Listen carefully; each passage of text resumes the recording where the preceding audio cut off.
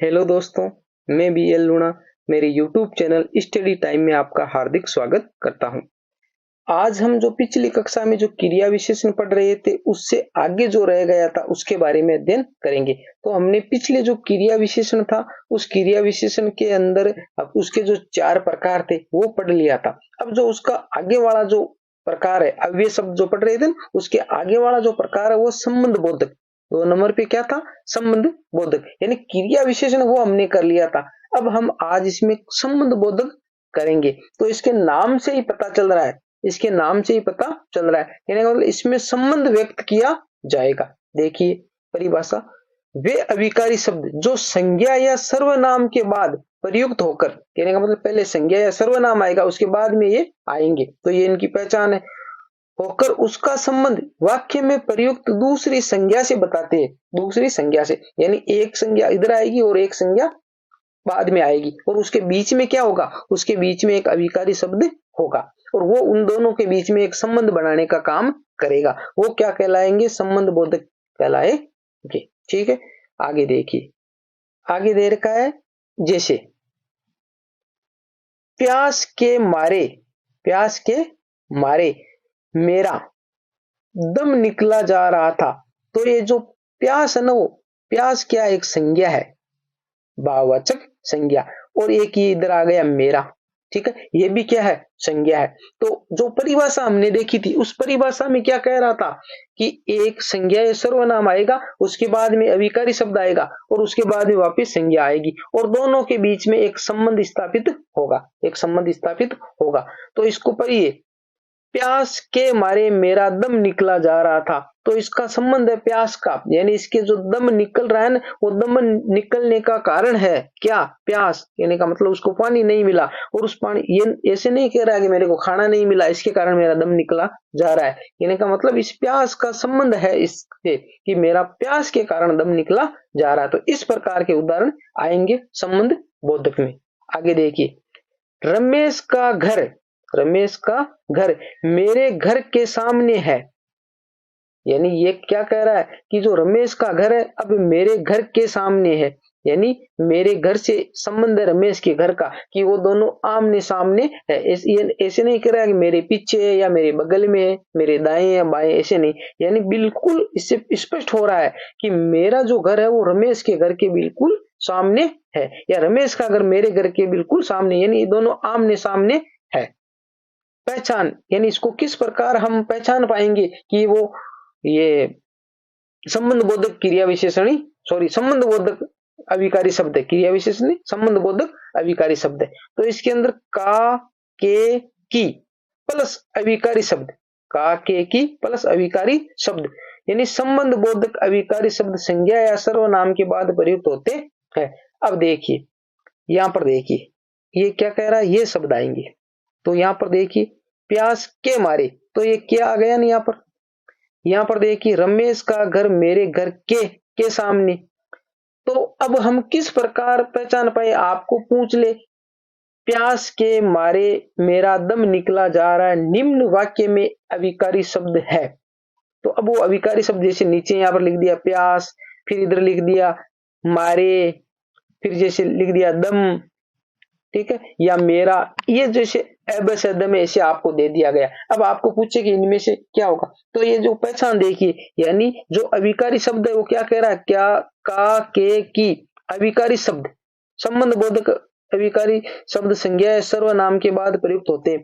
तो ये कह रहा है कि पहले का, के, की ये शब्द आएंगे, उसके जस्ट बाद में वो आएगा। तो देखो के मारे, तो ये आ रहा के मारे शब्द है, इसमें क्या है? अभिकारी शब्द है, और कौन सा है? संबंध बोधक। यहां पर देख ली के सामने, तो के बाद में क्या आया? सामने, तो सामने ये यही कह रहा है कि देखिए का, के, की के बाद में अभिकारी शब्द आएगा, तो का, के, की के बाद में जो होगा वही अभिकारी शब्द होगा। यहां पर देखिए का यहां पर भी आया है, का यहाँ पर भी आया, पर घर, घर एक संज्ञा है, घर एक संज्ञा है। तो इतना तो नॉलेज आपको ही रखना होगा कि कौन सा का, ये आपने यही नहीं रखना है कि भाई का, के, की आ गया उसके जस्ट बाद वाला होगा, तो दिमाग में ये भी सेट रखना। इसीलिए मैंने क्रम से लिया है, जो टॉपिक है ना सारे वो क्रम से, इसलिए कहने का मतलब जैसे मान लिया कि आप रीट की तैयारी कर रहे हो, भाई रीट की तैयारी करियो। अब रीट के अंदर आपके जैसे 10 टॉपिक दे रखे, अब वो 10 टॉपिक में से जैसे मान लिया कि आपके वर्णमाला नहीं है तो आप सोच लो कि वर्णमाला नहीं पढ़ेंगे, या जैसे मान लिया कि उसमें संज्ञा नहीं है तो आप सोच लो संज्ञा नहीं पढ़ेंगे। कहने का मतलब है अगर आपको अच्छा रिजल्ट चाहिए तो व्याकरण क्रम से पूरा कंटिन्यू पढ़ना पड़ेगा, पूरे टॉपिक क्लियर होंगे तभी आप अच्छे से कर पाओगे, क्योंकि एक दूसरे से टॉपिक जुड़े हुए, एक दूसरे से टॉपिक जुड़े हुए। अब आप में देखिए, इसको मैं थोड़ा इरेज करके आपको समझाता हूं। यहां देखिए, अब आप अगर आपने अच्छे से कर रखा है भाई, ये घर क्या है, घर एक संज्ञा है, घर क्या है, घर एक संज्ञा है, तो आपने अगर अच्छे से पढ़ रखा है तो आप यहाँ फाइंड कर पाओगे कि भाई घर तो संज्ञा है, ये तो अभिकारी शब्द है नहीं, अभिकारी शब्द है नहीं। तो आप यहाँ ऐसे हो जाए कि आपको यहाँ पर का के की यही रट रखा है, अभिकारी शब्द पढ़ रखे, तो आपने सोच लिया का यहाँ आ गया और के यहाँ आ गया। अब का वाला के बाद में घर आया तो घर करें या सामने करें, क्या करें? तो ये चीजें भी क्लियर होना बहुत जरूरी है। तो आपको मैंने इसीलिए क्रम से दिया, और अभी वैकेंसियां बहुत कम है, तो आप मेरे चैनल से जुड़ जाइए और पूरा कंटिन्यू है ना पूरी व्याकरण देखिए। जब पूरी व्याकरण आप अच्छे से कर लोगे तो आपको सारे टॉपिक है ना वो एकदम से क्लियर हो जाएंगे। बाद में आपको इसको समझने में बहुत ही आसानी होगी, इतनी तकलीफ नहीं आएगी। तो अब आप समझ गए, का के बाद में अभिकारी शब्द आएगा, वही क्या होगा, संबंध बोधक होगा। यहाँ पर उदाहरण और देखिए, राम की अपेक्षा, राम की अपेक्षा श्याम विनम्र है। तो देखिए की आ गया, की के बाद में अपेक्षा है, तो अपेक्षा शब्द क्या है, संबंध बोधक। यानी राम की अपेक्षा श्याम सुंदर है, इससे वाक्य की पूर्ति हो रही है कि राम है ना वो सुंदर है, किससे, श्याम से।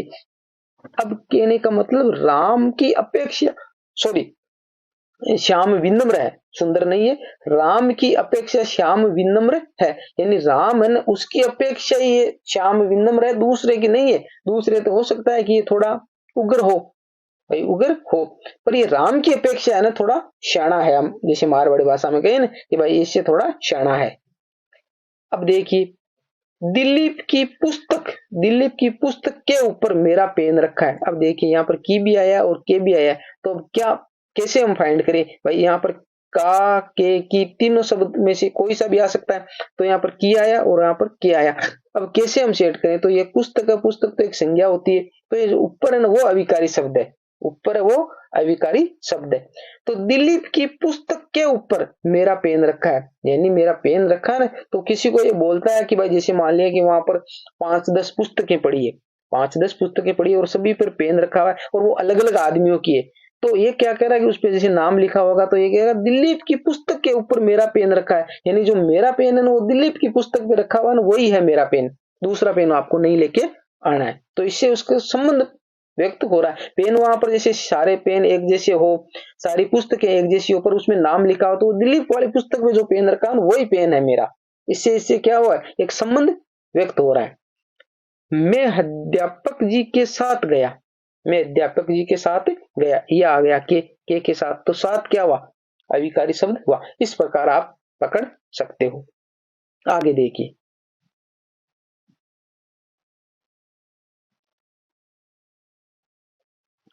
नोट दे रखा है, यदि किसी विभक्ति के बाद, यदि किसी विभक्ति के बाद क्रिया विशेषण रहे, क्रिया विशेषण रहे तो वह संबंध बोधक बन जाता है, वह संबंध बोधक बन जाता है। जैसे वो संबंध बोधक बन जाता है, ये कह रहा है कि यदि किसी विभक्ति के बाद क्रिया विशेषण रहे, यानी क्रिया विशेषण है वो भी संबंध बोधक बन सकता है, वो भी संबंध बोधक बन सकता है। अब यहां पर देखिए, सेनाएं आगे बढ़ी, सेनाएं आगे बढ़ी, तो सेनाएं आगे बढ़ी का मतलब जैसे यहां पर सेना खड़ी है, यहां पर सेना खड़ी है, अब वो यहां से यहां चल के यहां आ गई, यहां आ गई, तो इससे क्या हुआ, यहां से यहां तक का स्थान पता चल रहा है।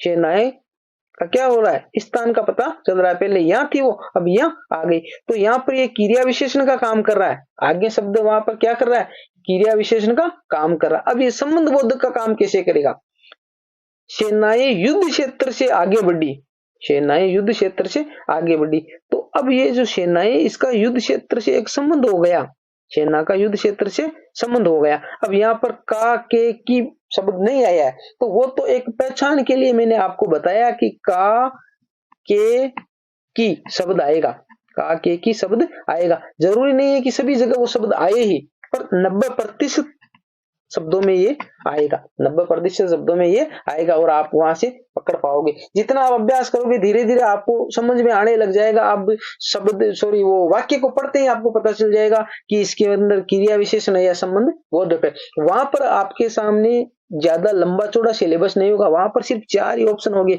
और उस 4 ऑप्शन में आप अच्छे से देख पाओगे और अच्छे से उसको पकड़ पाओगे। यानी 2 ऑप्शन तो आप उसी टाइम उसको खारिज कर दोगे कि भाई जैसे मान लिया वहां पर ए ब स और द दे रखा है, तो आपने देख लिया कि स और ब तो हो नहीं सकता।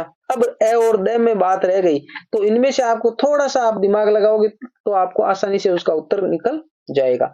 तो ये ना युद्ध क्षेत्र से आगे बढ़ी, ये क्या होगा, यहाँ पर संबंध बोधक जैसे श आगे, ये आगे विभक्ति लगी है, ठीक है, श आगे, श आगे, इसमें नहीं है सेनाएं आगे बढ़ी, सेनाएं आगे बढ़ी, तब तक क्या हुआ है, क्रिया विशेषण हुआ। और सेनाएं युद्ध क्षेत्र से आगे बढ़ी तब क्या हो जाएगा, संबंध बोधक। दूसरा उदाहरण देखिए, मोनू ऊपर बैठा है, ऊपर बैठा है, इससे क्या हो रहा है, स्थान का बोध हो रहा है, भाई स्थान का बोध हो रहा है तो ये क्रिया विशेषण हुआ, ये क्रिया विशेषण हुआ। अब मोनू छत के ऊपर बैठा है, छत के ऊपर, तो यहाँ पर क्या हो गया, संबंध बोधक। मोनू छत के ऊपर बैठा तो यहाँ पर हो गया संबंध बोधक।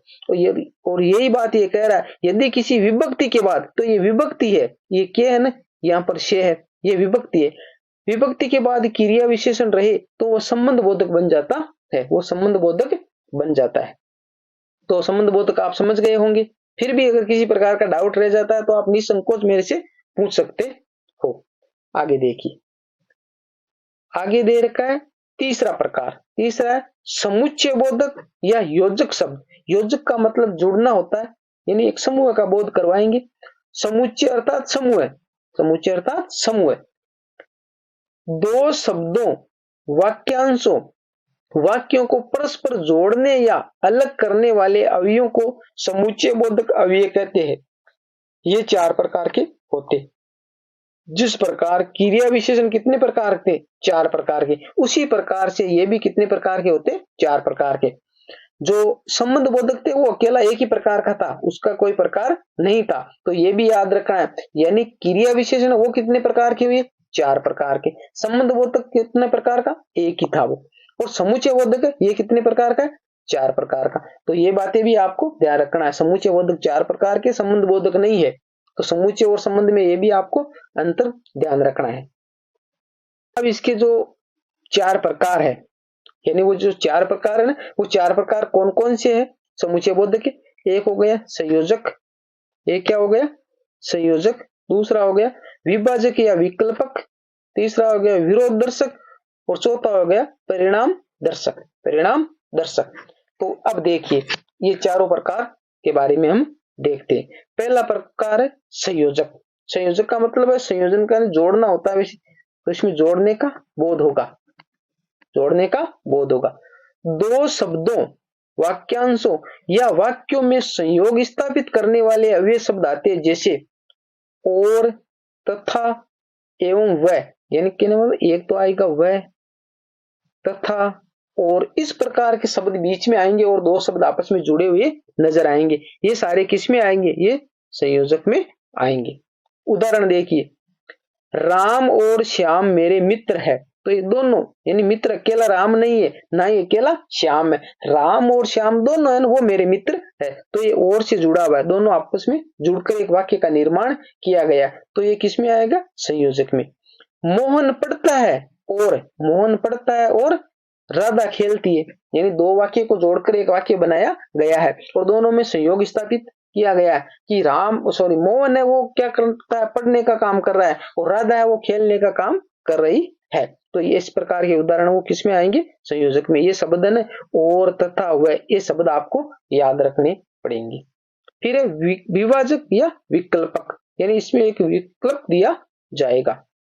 देखिए, 2 शब्दों, वाक्यांशों या वाक्यों में विभाजन प्रकट करने वाले अव्यय शब्द या विकल्प प्रस्तुत करने वाले अव्यय शब्द आते हैं, जैसे इसमें या, अथवा, वा, चाहे तो, नहीं तो आदि, इस प्रकार के, यानी ये शब्द आपको याद रखने पड़ेंगे विभाजक में।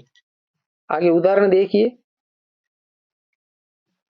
उदाहरण में दे रखा है, या तो टीवी देखिए, या तो टीवी देखिए या पढ़ लीजिए। यानी आपको दो ऑप्शन यानी विकल्प दिए गए हैं, यानी आपको एक ही काम करना है, आपको एक ही यानी विकल्प या विभाजक यही बात कर रहा है कि या तो टीवी देख लीजिए। भाई आप टीवी देखोगे तो पढ़ नहीं सकते, कुछ लड़कों की आदत होती है ना, जैसे आगे टीवी चल रही है या गाने चल रहे हैं और वो पढ़ रहे होते, तो दोनों काम एक साथ नहीं होता है। कि ये कह रहा है कि या तो आप टीवी देखिए और या फिर पढ़ लीजिए। इस प्रकार का उदाहरण आता है इसमें।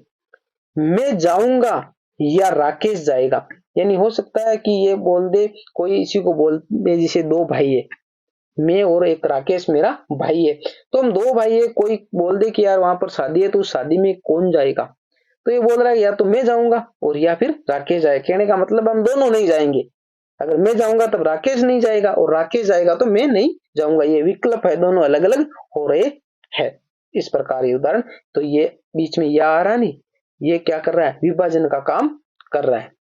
अब विरोध दर्शक, तो इससे क्या है, सीधा ही हमें पता चल रहा है इसमें विरोध का भाव होगा। पहले वाक्य में व्यक्त कथन, पहले वाक्य में व्यक्त कथन का दूसरे वाक्य में खंडन या विरोध प्रकट करने वाले अव्यय शब्द आते हैं, जैसे किंतु, परंतु, लेकिन, वरन, बल्कि, पर, अपितु आदि। इस प्रकार के शब्द आएंगे जो दिमाग में आपको रखना है। उदाहरण देखिए, मैं पढ़ता तो बहुत हूं, मैं पढ़ता तो बहुत हूं, किंतु, किंतु समझ नहीं आता।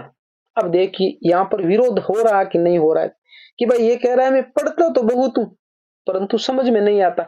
अब जब बार बार हम पढ़ेंगे, ज्यादा पढ़ेंगे, तो कौन सी चीज है वो समझ में नहीं आएगी। भाई जितना ज्यादा पढ़ेंगे हम, तो बार बार, जैसे एक बार आपने इस वीडियो को देखा, एक बार में आपके ये समझ में नहीं आया, तो फिर आप इसको दूसरी बार देखोगे, दो बार में समझ में नहीं आया, फिर आप तीसरी बार देखोगे, अगर फिर भी समझ में नहीं आया तो आप किसी दूसरे की वीडियो देखोगे। भाई यही टॉपिक है, जिसे अभिकारी शब्द मेरे जो बताने की जो तरीका है वो आपको अगर समझ में नहीं आता, आप दूसरे यानी बार बार देखोगे, जब ज्यादा पढ़ोगे तो आपको आखिरी समझ में आएगा ही आएगा। अगर फिर भी नहीं आ रहा तो क्या है भाई, एक विरोधी तो है ना वो। भाई बार बार पढ़ रहे हैं फिर भी समझ में नहीं आ रहा, तो यहाँ पर जैसे किंतु आया है कि मैं पढ़ता तो बहुत हूं किंतु समझ में नहीं आता है। तो इस प्रकार के उदाहरण आते हैं इसके अंदर। आगे 6 नंबर पैराग्राफ में दे रखा है 4 नंबर पॉइंट, 4 नंबर पॉइंट दे रखा है परिणाम दर्शक, यानी इसमें परिणाम आएगा, रिजल्ट आएगा। पहले वाक्य में अभिव्यक्त कथन का दूसरे वाक्य में परिणाम प्रस्तुत करने वाले अव्यय शब्द आते हैं, जैसे इसलिए, अतः, ताकि, अन्यथा, क्योंकि, कि। ये देखने में आपको डिफिकल्ट लग रहे हैं पर ये ज्यादा शब्द नहीं है, 5-4 शब्द है जो आप 2-3 बार अभ्यास करके लिख लिख के याद करोगे ना, तो आपको ये ऑटोमेटिकली याद हो जाएगी। फिर ये ऐसे दिमाग में एक दोहे की तरह सेट हो जाएगी। जिस प्रकार आप गाना गाते हो ना और वो गाने की आगे आगे लाइनें ऑटोमेटिक आने लगती है, उसी प्रकार ये सेट हो जाएंगे। आपको जैसे नाम आया, परिणाम दर्शक आते हैं आपके दिमाग में आ जाए, इसलिए आते ताकि, अन्यथा, क्योंकि, की। इस प्रकार अपने आप आने लग जाएंगे। पर अभ्यास आपको करना पड़ेगा, मेहनत आपको करना पड़ेगा, शॉर्टकट में काम नहीं चलने वाला है। यानी आपको जो मुकाम आप हासिल करना चाहते हैं, वो अगर मुकाम आपको हासिल करना है तो आपको क्या है, कठोर मेहनत करनी ही पड़ेगी। यानी शॉर्टकट से काम चलने वाला नहीं है। उदाहरण क्या है, मैं जा नहीं पाया, मैं जा नहीं पाया क्योंकि, क्योंकि मेरा स्वास्थ्य खराब था। यानी इसका रिजल्ट आया है, रिजल्ट आया किसका, कि भाई मेरे नहीं जाने का कारण क्या था, मेरे नहीं जाने का कारण क्या था कि मेरा स्वास्थ्य खराब था। जैसे मान लिया मैं फेल हो गया, मैं फेल हो गया क्योंकि मैंने पढ़ाई नहीं की थी। भाई फेल होने का कारण यही था कि उसने पढ़ाई नहीं की थी, इसलिए वो फेल हो गया। आगे देखिए, मैं जा नहीं पाऊंगा, मैं जा नहीं पाऊंगा, अतः तुम्हें जाना है। कहने मतलब मेरा जाना नहीं होगा, तो उसके बदले में क्या है, आपको जाना पड़ेगा। तो ये अतः, क्योंकि, इस प्रकार के इसके अंदर शब्द आएंगे जो आपको पकड़ना होगा, और इसको पकड़कर आप अच्छे से इसको फाइंड कर पाओगे, कोई डिफिकल्ट नहीं है।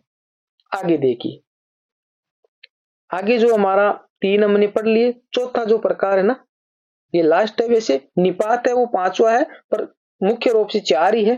तो हमने क्रिया विशेषण पढ़ लिया है, संबंध बोधक पढ़ लिया है, समुच्चय बोधक पढ़ लिया है, और अब है विस्मयादि बोधक, जिसको द्योतक शब्द भी बोलते है। तो विस्मयादि का मतलब जो आश्चर्य होगा इसमें। इस प्रकार जिन अव्यय शब्दों से वक्ता या लेखक के मनोवेग, मनोवेग यानी उसके भाव अर्थात भय, विस्मय, शोक, घृणा, उद्वेग आदि प्रकट हो। जो भाव है ना, भाववाचक संज्ञा हमने पढ़ी थी वो बातें विस्मय आदि बोधक अव्यय कहलाते, विस्मय आदि बोधक अव्यय कहलाते। उदाहरण देखो, उदाहरण में क्या दिया है, दिक दिक ऐसे प्रेम को कहाँ कहो मैं नाथ, दिक दिक ऐसे प्रेम को कहाँ कहो मैं नाथ। ये जो रत्नावली है उसने तुलसीदास को कहा था। किस टाइम में, वो जो उसके प्रेम में ज्यादा वो उसके प्रेम में ज्यादा डूबे हुए थे और उसी को वो चाहने लगे थे। उस टाइम उसको कहा था कि आप मेरे से जितनी प्रीति करते हो ना, तो इसको आपको ला जानी चाहिए, और आप राम से जो मेरे से जो कर रहे हैं ना, वही अगर आप राम से करो तो आपका बेड़ा पार हो जाएगा। तो उसी के बाद तुलसीदास ने ऐसा लिखा हुआ किताबों में, मैं नहीं कह रहा हूं, कि उसी के बाद में तुलसीदास को ज्ञान की प्राप्ति हुई और वो राम भक्ति करने लगे थे। आगे, दिक जीवन जो पाता ही आया है विरोध, यानी दिक जीवन जो पाता ही आया है विरोध। एक है अबे सुन वे गुलाब निराला की रचना कुकुर मुक्ता से। तो इस प्रकार के जो उदाहरण है वो आएंगे, जो जैसे इसमें धिक्कारा जा रहा है, ठीक है, और इसके अंदर जैसे क्रोध प्रकट किया जा रहा है, अबे सुन वे गुलाब यानी क्रोध में ये बातें कह रहा। तो इस प्रकार के उदाहरण आएंगे। अब इसकी कुछ पहचान है, इसकी कुछ पहचान है। अब वो पहचान क्या है, पहचान है विस्मयादि बोधक अव्यय शब्दों के साथ विस्मयादि बोधक चिन्ह अवश्य लगा होता है। कहने का मतलब है ज्यादातर 99% यही है। एक दो वाक्य जैसे आप ऊपर देख रहे हैं इस प्रकार के आ जाए तो उसको भी आप पकड़ सकते हो, पर 99% शब्दों में क्या होगा, इससे विस्मयादि बोधक चिन्ह लगा हुआ ही होगा, जिससे आप अच्छे से उसको पकड़ पाओगे। तो जहां पर भी विस्मयादि चिन्ह दिखे आपको, तो आपको ऑटोमेटिक पता चल जाएगा कि विस्मयादि बोधक अव्यय शब्द है। अब जो पांचवा हमारा प्रकार है वो है निपात। पांचवा प्रकार है वो क्या है, निपात। निपात ऐसे अभिकारी शब्द होते हैं, निपात ऐसे अभिकारी शब्द होते हैं जिनका प्रयोग किसी व्यक्ति, वस्तु या कथन पर विशेष बल यानी जोर दिया जाता है, अथवा उसके अर्थ को सीमित करने के लिए किया जाता है। या तो उस पर जोर दिया जाएगा यानी दबाव, या तो उस पर दबाव दिया जाएगा, और या फिर उसको सीमित किया जाएगा, उसको सीमित किया जाएगा। जैसे क्या, काश, तो, भी, ही, तक, लगभग, ठीक, करीब, मात्र, सिर्फ, हाँ, न, नहीं, मत आदि इस प्रकार के अव्यय शब्द लगे हुए होंगे। अब आगे देखिए इसके उदाहरण देखते हैं हम। उदाहरण में दे रखा है, मुझे मात्र 5 लाख रुपए चाहिए। इससे क्या हुआ, इस पे जोर पड़ रहा है, मात्र से, मात्र जो शब्द है ना उससे क्या पड़ रहा है, इस पे जोर पड़ रहा है। कहने का मतलब ना तो मेरे को 4 लाख चाहिए और ना मेरे को 5 लाख चाहिए, सॉरी 6 लाख चाहिए। ना तो 4 लाख चाहिए और ना ही 6 लाख चाहिए, मेरे को सिर्फ कितने चाहिए, 5 लाख ही चाहिए। तो ये मात्र शब्द नहीं, जोर दे रहा है इस पे। आज तक यह पहेली मेरी समझ से बाहर है। आज तक का मतलब है जैसे पीछे से लेकर इसे चलती हुई आई और आज तक आ गई। जैसे मान लिया मैं 3 साल से पढ़ रहा हूं और 3 साल से पढ़ते पढ़ते मैं आज तक आ गया। अभी तक का मतलब क्या हुआ कि अभी भी समझ में नहीं आई है। आज तक का मतलब अभी तक भी समझ में नहीं आई है। आपको भी समारोह में आना है। आपको, ये भी जोर लगा रहा है कि दूसरे चाहे आए या नहीं आए उससे कोई मतलब नहीं है, पर आपको भी का मतलब आपको तो आना ही आना है। तो ये भी यहां पर जोर देने का काम कर रहा है। मैं रात भर जागता रहा। रात भर का मतलब है कि बिल्कुल भी नहीं सोया, बिल्कुल भी नहीं सोया। मैं रात भर जागता रहा। वह अब तक नहीं आया। वह अब तक नहीं आया का मतलब है कि जैसे मान लिया कि उसका इंतजार कर रही है लंबे समय से और वो अभी तक नहीं आया, अभी भी नहीं आया है वो, ठीक है। इससे इस पे जोर पड़ रहा है। आप भी मुझे प्रिय है, कहने का मतलब दूसरा प्रिय है या नहीं है उससे कोई मतलब नहीं है। आप भी कहने का मतलब आप तो मेरे को प्रिय है ही है, तो ये इस पे जोर पड़ रहा है। तो इस प्रकार के जैसे भी, तक, भर, भी, तक, मात्र इस प्रकार के शब्द आए ना, वो सारे किसके अंदर काउंट किए जाएंगे, वो सारे निपात के अंदर काउंट किए जाएंगे। तो ये हमारी जो आज अभिकारी शब्दों की क्लास थी जो पूरी कंप्लीट हो गई है। अगर किसी प्रकार का डाउट है आपको तो आप कमेंट बॉक्स में मेरे से पूछ सकते हैं। अब हम अगला जो टॉपिक है वो करेंगे अगली क्लास के अंदर। उससे पहले हम एक क्लास लेंगे जिसमें अभिकारी शब्दों से संबंधित जो महत्वपूर्ण क्वेश्चन है जो एग्जाम में पूछे गए उन क्वेश्चनों की एक क्लास लेंगे, जिससे क्या होगा कि जो उदाहरण बार बार हम देखेंगे तो उससे हमारे को ये जो टॉपिक है वो थोड़ा और अच्छे से क्लियर हो जाएगा। तो ये क्लास इतनी थी, मिलते हैं अगली वीडियो में, तब तक के लिए जय भीम जय भारत।